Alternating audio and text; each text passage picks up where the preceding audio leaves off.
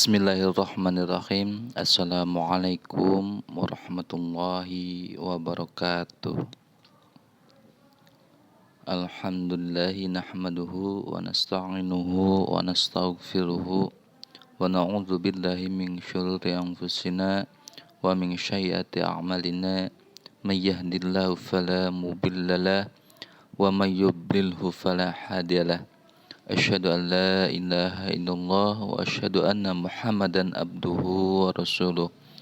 Allahumma shalli ala Sayyidina Muhammad wa ala ali Sayyidina Muhammad. Perkenalkan, nama saya Samsu dari Madrasah Sanawiyah Maulana Yusuf Pagelaran, Kecamatan Malingping, Kabupaten Lebak, Provinsi Banten. Para siswa yang berbahagia, pada pertemuan kali ini kita akan membahas bab pertama tentang Al-Quran dan hadis sebagai pedoman hidup. Sebelum memulai pembelajaran pada hari ini, marilah kita bersama-sama membaca basmalah. Bismillahirrahmanirrahim. Sebelum ke materi, saya akan membacakan kompetensi dasar, yaitu yang pertama, meyakini Al-Quran dan hadis sebagai pedoman hidup. Yang kedua, memiliki perilaku mencintai Al-Quran dan hadis dalam kehidupan. Yang ketiga, memahami kedudukan Al-Quran dan hadis sebagai pedoman hidup umat manusia. Yang selanjutnya, tujuan pembelajaran yaitu yang pertama, menjelaskan pengertian dan fungsi Al-Quran. Yang kedua, menjelaskan pengertian dan fungsi hadis. Al-Quran dan hadis sebagai pedoman hidup umat manusia.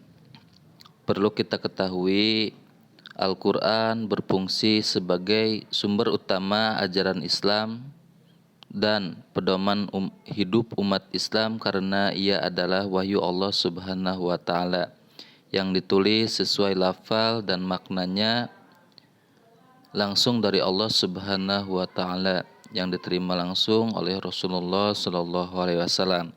Sedangkan hadis berfungsi sebagai sumber kedua setelah Al-Quran karena ia juga merupakan wahyu dari Allah Subhanahu wa Ta'ala yang maknanya dari Allah Subhanahu wa Ta'ala sedangkan lafalnya dari Rasulullah Sallallahu Alaihi Wasallam. Yang selanjutnya, seluruh hukum dalam Islam harus bersumber dari Al-Quran dan hadis. Tidak boleh ada hukum dalam Islam yang bertentangan dengan salah satu atau keduanya. Apabila ingin mengetahui hukum suatu perbuatan, pertama-tama harus merujuk kepada Al-Quran. Apabila di dalam Al-Quran tidak ditemukan hukumnya, maka merujuk kepada hadis. Yang selanjutnya, Al-Quran dan hadis akan menjadikan perjalanan hidup manusia terarah, tentunya dengan mengikuti ajaran yang terkandung di dalamnya. Yang kesatu, pengertian Al-Quran. Pengertian Al-Quran terbagi menjadi dua, yaitu menurut bahasa dan menurut istilah. Al-Quran secara bahasa diambil dari kata qara'a yaqra'u Qur'anan, yang berarti suatu bacaan atau yang dibaca. Arti ini mempunyai makna anjuran kepada umat Islam untuk membaca Al-Quran. Dan Al-Quran berarti bacaan yang sempurna. Perlu kita ketahui banyak bukti kesempurnaan Al-Quran, yaitu satu, dibaca oleh ratusan umat manusia atau umat Islam. Yang kedua, diatur tata cara membacanya, panjang pendeknya, sampai pada etika membacanya. Yang ketiga, dipelajari susunan kata dan kosakatanya dan makna kandungannya. Pengertian Al-Quran secara istilah adalah wahyu Allah Subhanahu wa Ta'ala yang diturunkan kepada Nabi Muhammad SAW secara berangsur-angsur atau bertahap melalui malaikat Jibril, dan membacanya adalah ibadah.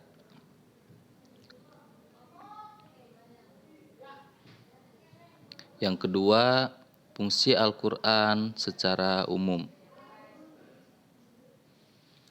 Ada beberapa fungsi Al-Quran secara umum, yaitu sebagai sumber ajaran hukum, sebagai sumber ajaran atau hukum Islam yang utama.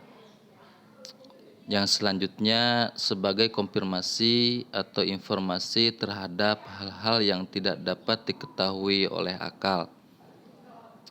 Yang ketiga, petunjuk hidup manusia ke jalan yang lurus tentang berbagai hal, walaupun petunjuk tersebut terkadang bersifat umum yang menghendaki penjabaran dan perincian. Yang selanjutnya sebagai pengontrol dan pengoreksi terhadap ajaran-ajaran masa lalu, yaitu dari kitab Injil, kitab Zabur, dan Taurat.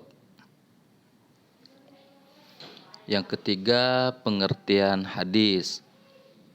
Menurut bahasa, hadis berasal dari kata hadasa yang berarti baru, peristiwa, muda, perkataan, ataupun cerita. Sedangkan menurut istilah, hadis adalah segala sikap, perkataan, perbuatan, dan penetapan atau persetujuan takrir Rasulullah Shallallahu Alaihi Wasallam. Yang keempat, fungsi hadis terhadap Al-Quran. Yang pertama, mengukuhkan yang sudah ada dalam Al-Quran. Yang kedua, merinci ayat Al-Quran yang global atau umum. Yang ketiga, menetapkan hukum yang belum terdapat dalam Al-Quran. Yang selanjutnya membatasi keumuman ayat Al-Quran.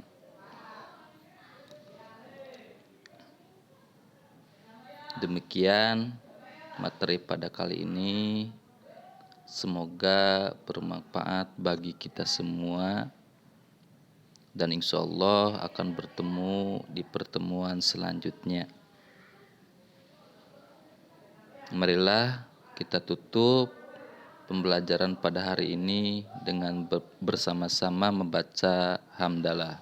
Alhamdulillahirabbil alamin. Saya akhiri, billahi taufiq wal hidayah. Wassalamualaikum warahmatullahi wabarakatuh.